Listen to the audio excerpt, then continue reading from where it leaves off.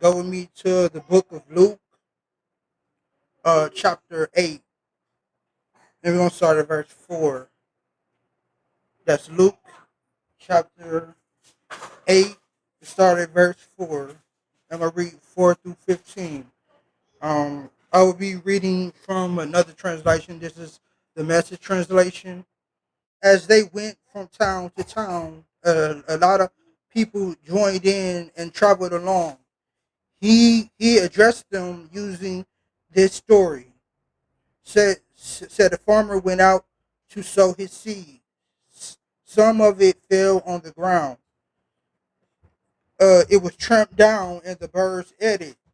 Said the other seed fell in the gravel and it sprouted, but withered because it didn't have good roots.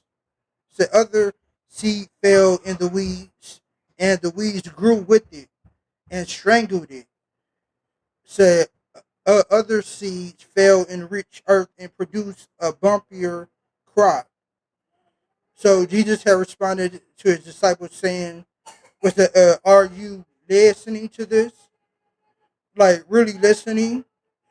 Say, his disciple asked, why did you tell this story? And Jesus responded that you have been given insight into God's kingdom. Yeah, you know how it works. There are others who need stories, but even with stories, some of them aren't going to get it. Yeah, their eyes are open but don't see a thing. Their ears are open but don't hear a thing. Said this story is about some of those people. Said the seed is the word of God. Said the seeds on the road are those who hear the word, but no sooner do they hear it than the devil snatches it from them, so they won't believe and be saved. Said the seeds in this gravel, or I should say ground, are those who hear with enthusiasm, but the enthusiasm doesn't go very deep. It is only another fad. For and the moment there's trouble, it's gone. And the seed that fell in the weeds, well, these are the ones who hear, but then the seed is crowded out and nothing comes of it as they go about their lives, worrying about tomorrow, making money and having fun. Verse 15 reads, but the seed in the good earth, these are the good hearts who seize the word and hold on no matter what. Stick with it until there's a harvest.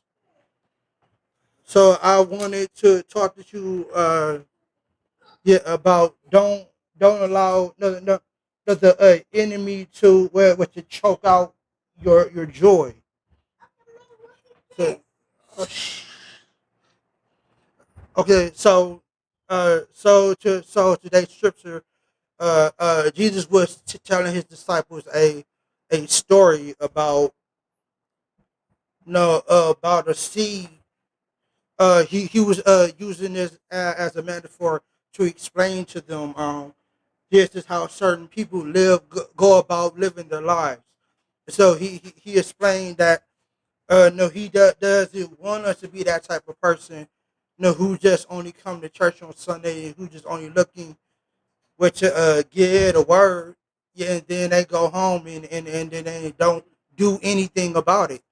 And so, yeah, yeah, and so we know these type of people who get jobs and they just have jobs because they just want to work and they could just make money, and so they go and they just, they don't try to build nothing up with their lives. They don't try to I want to say have a plan like they want to go somewhere.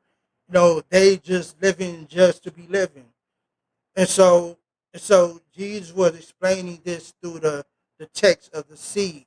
So he was referring to there was a second group, where that these are people that have a dream, or they may have something that they want to do in life, but with soon they may see someone who may come along with it, who may be doing better than what they may have in plan, then they get discouraged about doing it. And so, Jesus was explaining to the disciples that, these are peoples that is out here in the world. And then this is what he meant by there are some who's going to get it, but then there are others who isn't going to get it. It's because they're looking at the text rather than they're looking at their lives. So Jesus is explaining the seed that you put into the ground. He doesn't want the enemy or other people to distract you from your dream or to distract you from the thing that you really have inside your heart to want to do. And then he said that there are the third other groups where that these are the people that plan something or that has a dream and they plan it out and they really do stick to it. So then these are the people that know what they want to do, that has a plan what they want to do, that has financial uh, uh, say meanings to help them to get through it. But then most importantly, that they hold on to it and they continue to keep fighting the good fight. Until they see results. And so this one here, I have wanted to read you this dictionary uh, here version, and in my version, the version I usually read from, and it talks about the heart.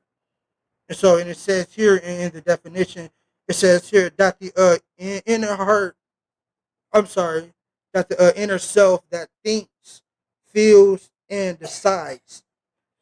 So it says in the Bible, the word heart has a much broader meaning than it does to the modern mind. Said the heart is that which is central to a person. And it says nearly all the reference to the heart in the Bible refer to some aspects of human personality. So it says that in the Bible, all emotions are experienced by the heart, which is uh, where should be love and hate, joy and sorrow, peace and bitterness, also courage and fear. It says the thinking processes are said to be carried out by the heart. Said this interracial, I think. Oh, sorry. That is intellectual activities corresponds to what would be called mind in English. So, in other words, when Jesus was referring to the seeds about people not getting it, no, he wasn't referring to actual seed that we normally put in the ground and grow for like an apple tree or but he was referring to our minds. So he's referring to no, he don't want us just to get the word or get the information, but he want us to put it into action. So like as I may tie this all in together here, so the Lord doesn't want it. So who of us have dreams? Yeah, I got a dream, right? So we all have dreams. So we all have, I want to say, desires that we want to do something, right? So yours just want to be a what? Okay, yeah, a football player. So you don't. So you having the seed is you knowing, that you're going to make it. But the thing is, but you want to make sure that you have your education there because you need to make sure your grades up so the college people can try to scout you in so therefore you can finally get a chance to go into the NFL.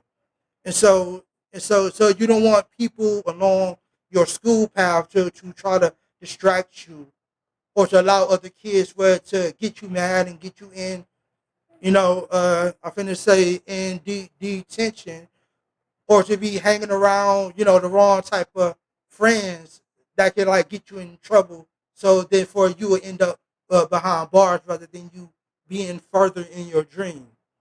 And so you don't want people as what Jesus was explaining about the weeds that one seed that rolls off that go into the ground, but there's weeds surrounding it, And so there are things that's around it that's planning to choke the life out of your dream just because they don't have the opportunity at doing what you want to do. And so some people may not have the opportunities that you may have.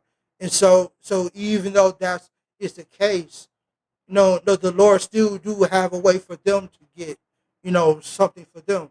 But I'm just specifically speaking on for you. So for any dreams that you may have, or any desire that you want to be, or if it's a teacher, right? And that's your desire to teach yourself to be a teacher, and you got to be more consumed with trying to learn how to do things in different ways. So you can't just learn how to do things just one way, but you got to learn how to do it in Big's way. You may need how to do it in Grandma's way. You may need to learn how to do it in my way. And so you have all these different ways and how to teach people. So when people come to you and ask you for help, then you could tell them, "Oh, I know how to do that. You could do it this way. You could do it that way." And what's even bigger than that is that you can even have people to pay you for the information. Yeah, so there are, so well, my dream is to do music. So music isn't just, well, we normally look at MTV or BET, and we think that that's the only music that there is, or what's on the radio. And so no, there are more music. There's music, like I say, in the marching band. There music, I want to say, in the theaters. You see the ice ring, the people be coming, they be singing songs. The stuff you see on digital TV, no, musical. So so you have plays where you got plays, and then you sing in between the plays. So other words, yeah, we all have dreams, but then those seeds that we have that we want to accomplish, yeah, we just want to make sure that we don't allow those weeds and those other distractions to actually get inside of our way to prevent us from living our dream. Yeah, I do want to speak into your life the sevenfold blessings. Number one is to say, no, I speak blessings of health for you and your family. Yeah, I speak blessings of deliverance from any habits that you have in your life. Number three, I speak blessings of peace to your mind from anybody or anything that may be disturbing you. Number four, I speak blessings of salvation to any friends or loved ones. Number five, I speak blessings of comfort to any person hurting, lonely, bereaved, or confused. Said I speak I speak blessings of finances, debt cancellation, prosperity, economic empowerment to all of God's people according to his riches and glory. And number seven, I speak blessings of anointings and promotions in your life to complete your assignment, to move forward in your purpose.